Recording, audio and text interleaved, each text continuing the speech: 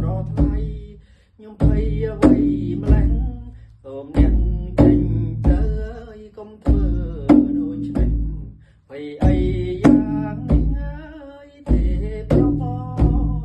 បំដាច់ចាយបំណងបងសិនរកគៀវមិនរកស្រស់នួនល្អបើមិនអាណិតអើយសូមរាប់បងស្រេចតែ